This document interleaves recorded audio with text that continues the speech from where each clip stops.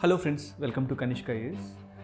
On the eve of adoption of the Indian Constitution on November 26, 1949, Dr. B.R. Ambedkar has posed three important questions. Of course, these questions appear to be pessimistic, but they are quite relevant in the present political system. Number one was whether India remains to be independent, whether India loses its independence. Yes, this question was very much pertinent. It is also very much relevant in the present context.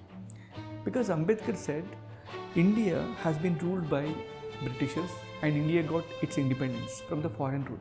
But India has its own internal problems like caste, creed, gender bias, or a lot of problems that are there. Regional imbalances, a lot of issues are there. In future, there will be political parties which will be holding the power in the country. And these political parties, will they place the divisions in the society below the national interest or above the national interest? If they place the indigenous problems or internal problems above the national interest, that will lead to loss of independence. Why? Because we will become independent, we will be staying independent only when we are able to conquer our internal inconsistencies in the society.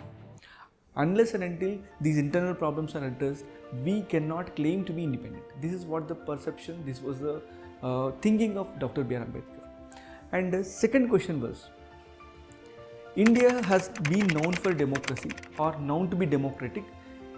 Will it be remain to be democratic? This was another question. Why? Because in the ancient times, there was republics. Especially in the eastern India, we could see republics. Even Buddhist Sanghas got inspired from the republics which were there. And even the Buddhist Sanghas can be considered to be mini parliament according to the opinion of Dr. B.R. Ambedkar. Because they did not place this kind of technical jargon that we are observing today. But of course, the similar principles have driven the proceedings of the Buddhist Sanghas. But in this particular context, whether the political parties, will they be able to stand to be democratic? Why? Because the political parties are promoting a cult worship. You can say bhakti, political bhakti. According to Dr. B.R. Ambedkar, the bhakti in the religious sense may be leading to salvation, but in the bhakti in the political context may be leading to degradation, ultimately to dictatorship.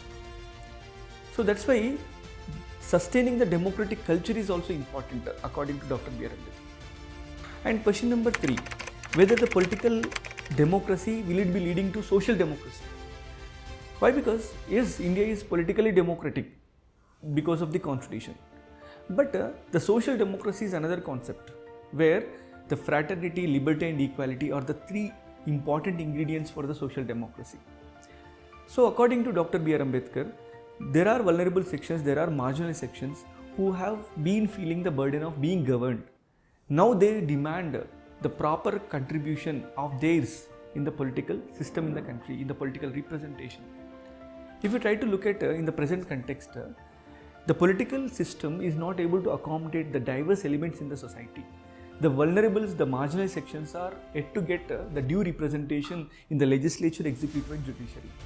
That's why these three questions raised by the Ambedkar, the architect of the constitution, still remain to be relevant.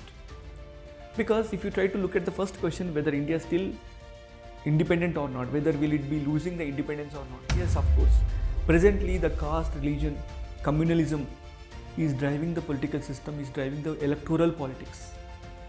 Number two, whether India remain to be democratic, political parties lack the internal democracy. Political parties are leading to a kind of unholy nexus with the corporates in the recent times. The politician and corporate nexus in the neoliberal paradigm. Okay? And moreover, in the third element, if you try to look at the women representation, the judiciary is very much marginal. The SC/ST representation in the judiciary is very much marginal, especially in the Supreme Court and High Courts. And not only that, in the legislatures also, women representation is too nominal. It is approximately 11%. So these questions are rising.